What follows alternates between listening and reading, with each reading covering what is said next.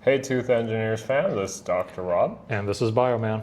And today we're going to just touch on a interesting LinkedIn post that was put up a month ago about Mayans being able to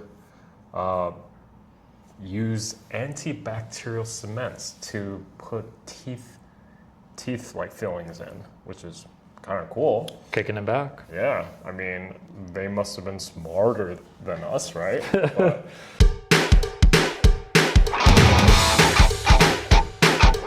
that's actually, Define smart. I don't know. Yeah. But, I mean, there's a lot we don't know in this world, but did the Mayans have knowledge that we don't have today?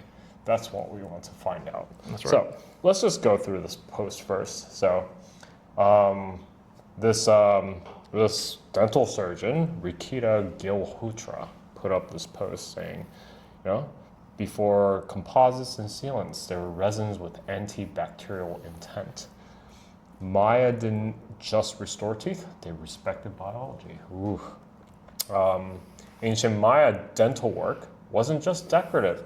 It may have helped protect teeth from decay. May. Keyword. Mm-hmm. Over 1,000 years ago, practitioners placed gemstones like jade into prepared cavities in front teeth.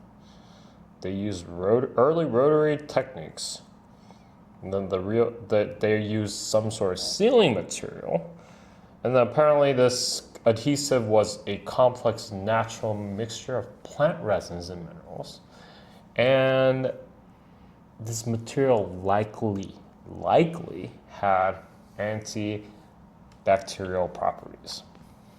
And then apparently, instead of weakening teeth, the sealed interface may have reduced bacterial accumulation too. This sounds like a long lost technology that current day in 2026 we can't replicate. You know, the thing I kind of get skeptical about all these ancient technologies is that how they defined and what they defined as antibacterial 1,000 years ago is not how we define antibacterial today. Yeah. Because I would certainly think that our Colgates do a much better job at eliminating bacteria than these ancient technologies that might have reduced bacterial colonies by 5 or 10%. Yeah. But I certainly have not read the article. I think the point of this question I brought up is the idea that when looking at things being, potentially antibacterial, you're also looking at a technology from a long time ago, and the way that they eliminated bacteria back then is at a much lower bar than it would be today. Yeah. So this LinkedIn post actually put something up on like a source on their LinkedIn post. Mm-hmm. So it's like ancient Maya dental sealants and antibacterial properties, science. So science is a respectable journal, but let's Google that. So when we Google that, and actually bring up the science The article. Yeah. Mm-hmm. It's actually not a journal article. No, it's a blog. It's actually a news article about, the ancient Maya putting this in. So they have done absolutely no experiments on this supposed sealant material. Could this, whatever they had these properties? Possibly. But the thing is, to make a bogus LinkedIn post about this possibly being that is, I think, going a little too far. So, you gotta vet these articles properly, because the thing is, did the Mayas and the Egyptians have very interesting techniques that preserves bodily structures? Yeah, I mean, if you see the mummies, their bodies are preserved for thousands of years.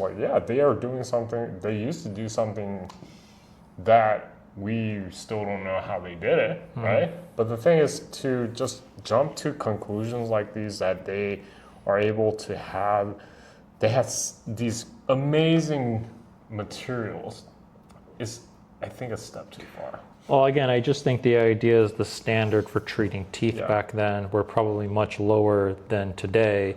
And not that anyone does this, but to those that might misread this article to say that let's use ancient Mayan technology instead of our Colgates, to be careful, because again, the standards for treating teeth back then were much different than the standards of treating teeth now.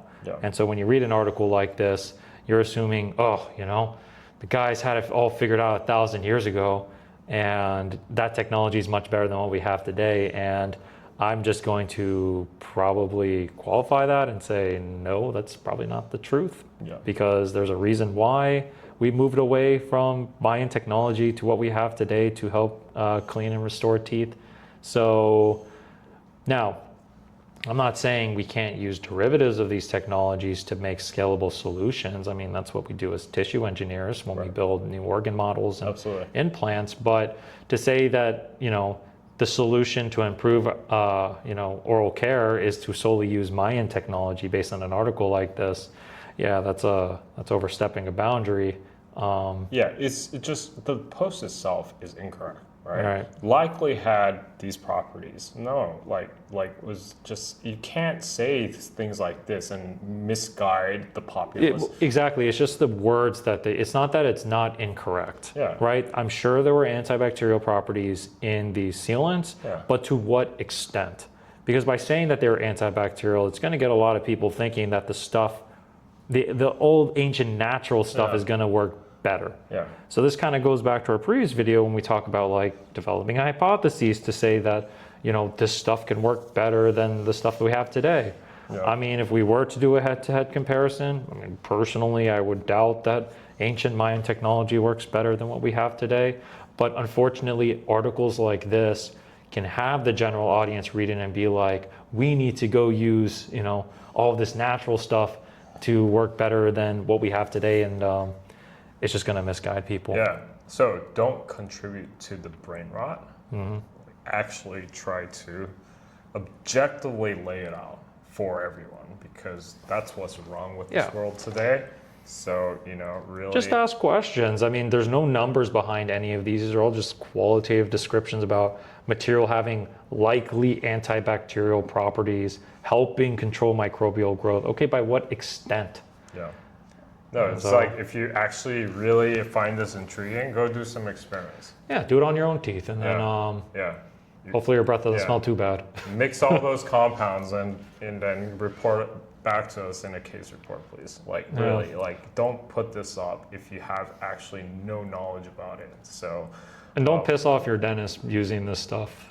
And I mean, like, the dentist would welcome it, because, you know, like, their tooth is probably going to break down because they don't know how to apply it properly. Well, it's going to give them a lot of hours in the clinic to help but save yourself the trouble. Don't destroy your teeth. Like, really, just, there's a process in scaling up products these days. Like, trust the process in some ways. So, I mean, it's just, you know, we're trying to cut through the BS here for you guys. Always. But, you know, I mean, we're not always right. We try to make sure you guys see a better picture than what's portrayed up there. So we just try to question things more than draw definitive conclusions. But I think the great piece of advice for our tooth engineers and people generally out there when reading articles about innovation is to question what it is you're reading, go all the way down to the level of how well vetted this was assessed through the scientific process. Is this compared to something that is actually used in the clinic before concluding that, hey, let's go back to ancient Mayan technology, as opposed to what we already have today that, you know, works very well for what it does. But I think that probably kind of covers, you know, what we wanted to talk about today. What do you think, Dr. Rob? No, we're good. I mean, the thing is, like, you know, if you think we're wrong, call us out. Please. Comment below, like, but, you know. Or even if you guys just want to have a conversation about this topic and points that we're missing, like, we love all kinds of, you know, information from our audience. You know, compliments, critiques, Hate thoughts us, about the articles. Love us. Who cares? Engage. Like, yeah, engage. Subscribe. We're all about engagement here. So, yeah, I think that's probably a wrap for us here. Yeah, and it's been real, guys. It's been Bioman. Dr. Rob. And we'll see you all next time.